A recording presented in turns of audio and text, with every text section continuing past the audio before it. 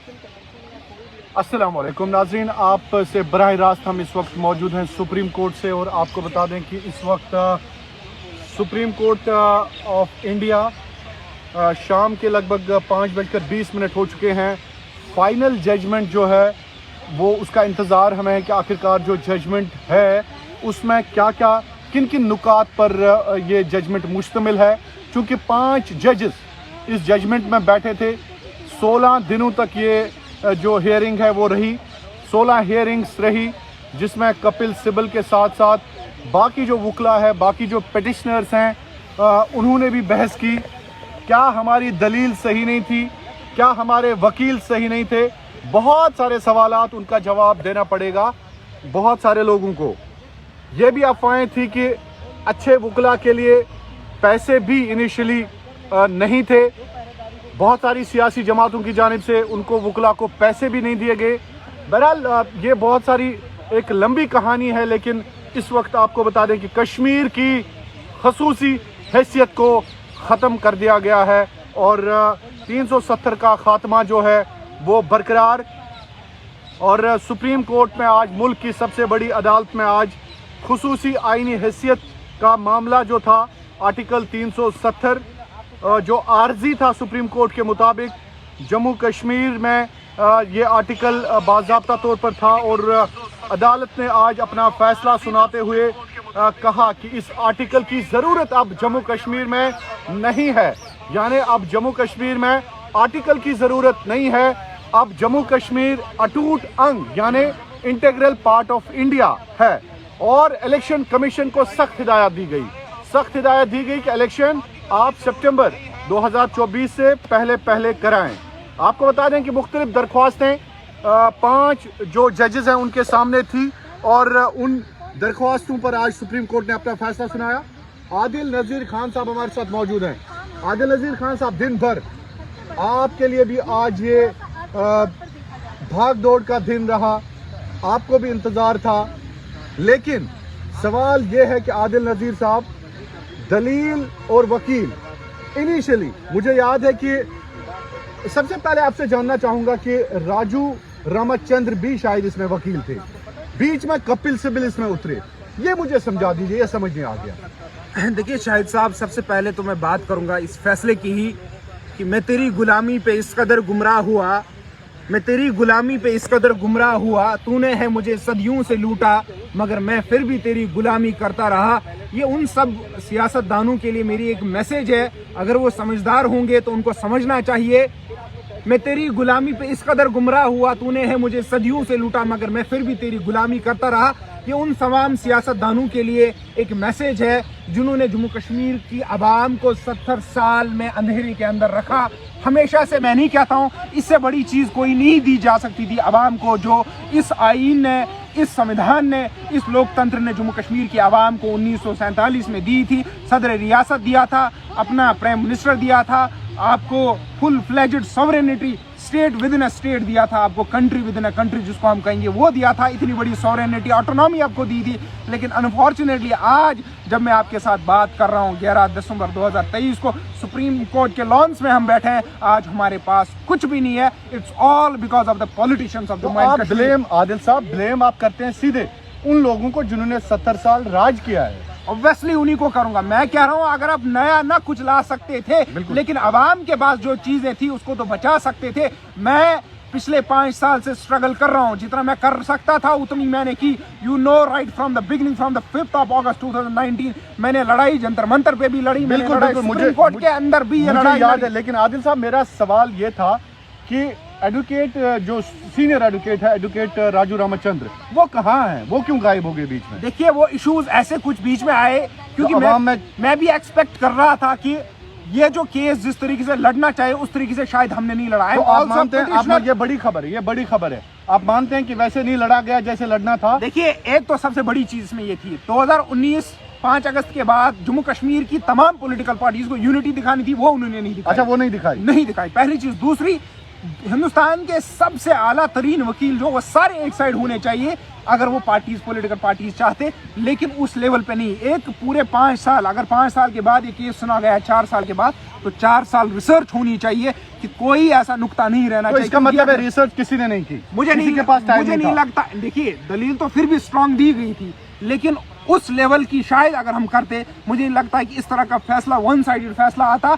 मुझे लगता है हमारी तरफ से भी कमी रह गई, और सबसे बड़ी कमी है जम्मू कश्मीर के पॉलिटिशियंस की। अच्छा। जो बार बार उस आवाम को धोखा देते हैं, धोखे में रखते हैं, अंधेरे में रखते हैं। मैं कहता हूं, being a student of constitution and being a student of political science, ये हिंदुस्तान का कॉन्स्टिट्यूशन सबसे best constitution doctor B R. Ambedkar ने इस देश को दिया है, लेकिन unfortunately it is in the wrong hands right now. It's in the wrong hands. मैं मानता हूं इस वक्त गलत हाथों में ये संविधान है, लेकिन जो कुछ जम्मू कश्मीर के आवाम को दिया गया था वो उनको कहीं कोई नहीं देता।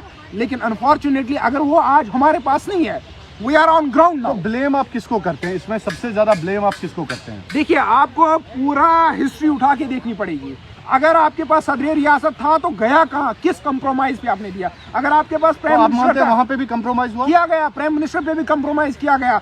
2014 में अगर पीडीपी इलेक्शन जीतती है तो किस कंप्रोमाइज के तहत उन्हें बीजेपी के साथ गए? 2016 में दोबारा मौका मिला उनको, 15 में जब मुफ्ती साहब की डेथ होती है तब उनको मौका मिला, 16 में जब ये दूसरा मौका मिला तब भी वो मौका गवाया। और उसके बाद अल्ताफ बुखारी से भी ये सवाल पूछा जाएगा, सज्जाद लोन से भी सवाल पूछा जाएगा, क्योंकि वो फैक्ट्स की दलील उन सब लोगों की वजह से बनी। अल्ताफ बुखारी दुबई में बैठ के पीडीपी को तोड़ने में लगे थे, सज्जाद लोन अलग से सीएम बनने में लगे थे, नेशनल कॉन्फ्रेंस सामने फ्रंट पे नहीं आ रही थी। वो अभी हमारे वो खंजर, हमारा जो खंजर ने मारा है ना, वो हमारे सीने पे लगा, हमारी पॉलिटिकल पार्टी। मैं आज इनको जिम्मेदार नहीं ठहराऊंगा, बिकॉज इनकी खता नहीं है। इनकी क्या खता है? बीजेपी ने तो 50 साल 70 साल पहले कहा है। 1957 में बीजेपी ने कहा है, जब श्यामा प्रसाद मुखर्जी का इंसिडेंट होता है कश्मीर के अंदर, जब उनकी डेथ होती है श्रीनगर के जेल में, तब बीजेपी कहती है कि हम इसका बदला जरूर लेंगे और आर्टिकल 370 को हटा के रखेंगे। इन्होंने 70 साल मेहनत की और मौका लेकिन इनको फराहम जम्मू कश्मीर की पॉलिटिकल पार्टीज ने किया। मुझे ये बोलना नहीं चाहता था, मैं हमेशा यूनिटी की बात करता था, लेकिन अनफॉर्चुनेटली मुझे आज भी लगता उन लोगों ने केस। एक बार फिर मैं वकील पे आऊंगा। राजू रामचंद्र एक सीनियर वकील, उसके अलावा भी बहुत सारे वकला हैं, तो वो क्यों इस केस से दूर गए? देखिए, सबसे बड़ी इसमें बात क्या हुई कि सरकार ने भी बहुत कोशिश की, बहुत सारे पिटिशनर्स पे दबाव डाला गया, आधों ने विड्रॉ की।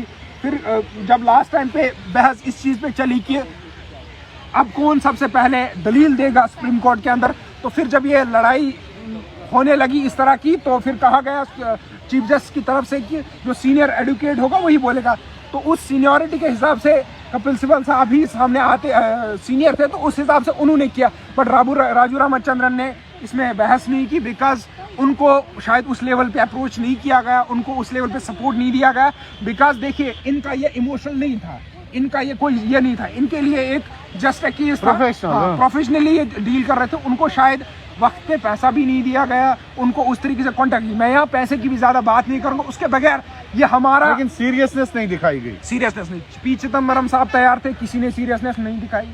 कपिल सिब्बल को लास्ट में लाया गया, सिब्बल साहब को, तो सिब्बल साहब ने जो जितना कर सकते थे उन्होंने किया, हम उनके भी शुक्रगुजार हैं। मैं नहीं कहूँगा उन्होंने कुछ गलत किया, लेकिन वहाँ पे भी देखिए उस दिन भी फाइट हुई कि जी आज़ाद साहब ने कहा मेरा है, उमर अब्दुल्ला ने कहा मेरा है। यार क्या किसने उखाड़ा? मुझे नहीं लग रहा, समझ आ रहा है। आज सुप्रीम कोर्ट आपको कहता है रद्दी टोकरी में फेंको, मैं कहता हूँ शुक्र है कि कम से कम सुप्रीम कोर्ट ने ये तो नहीं कहा अरे सारे पिटिशनर्स को जेल ही डाल दो।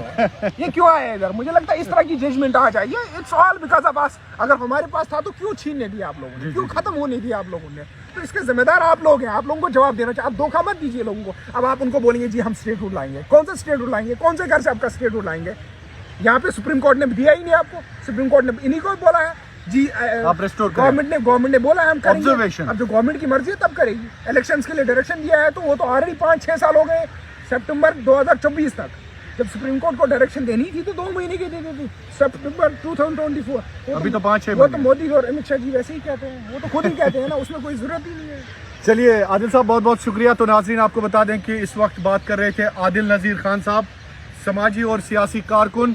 सुप्रीम कोर्ट के अहाते में हम जजमेंट का जो इंतज़ार कर रहे हैं, फुल जजमेंट, क्योंकि जजमेंट के ज़रिए ही पता चलेगा कि आखिरकार क्या लिखा गया है, किस बारीक बीनी से इस जजमेंट को तैयार किया गया है। ये सबसे बड़ा सवाल है। और हम इस वक्त बिल्कुल सुप्रीम कोर्ट के आगे मौजूद हैं। और सुप्रीम कोर्ट आप देख सकते हैं, इसी कोर्ट ने आज 5 रुकनी जो जजेस का बेंच है, आईनी बेंच, उसकी जानिब से एक बाज़ाब्ता तौर पर आज जजमेंट आई। जजमेंट में लिखा गया ये जो आर्टिकल 370 था, ये जब जंगी माहौल था जम्मू कश्मीर में तब जाके इस आर्टिकल को इनकॉर्पोरेट कर दिया गया था आईन में, और तब जाके इस आर्टिकल की ज़रूरत थी। लेकिन आज मुल्क हिंदुस्तान एक है, आज हिंदुस्तान एक है, आज इस आर्टिकल की कोई ज़रूरत नहीं है। आपको बता दें कि सुप्रीम कोर्ट में इस वक्त यही खबर आ रही है कि जो फुल जजमेंट है उसका हमें इंतज़ार है। हम आपको उससे भी आगाह करेंगे कि आखिरकार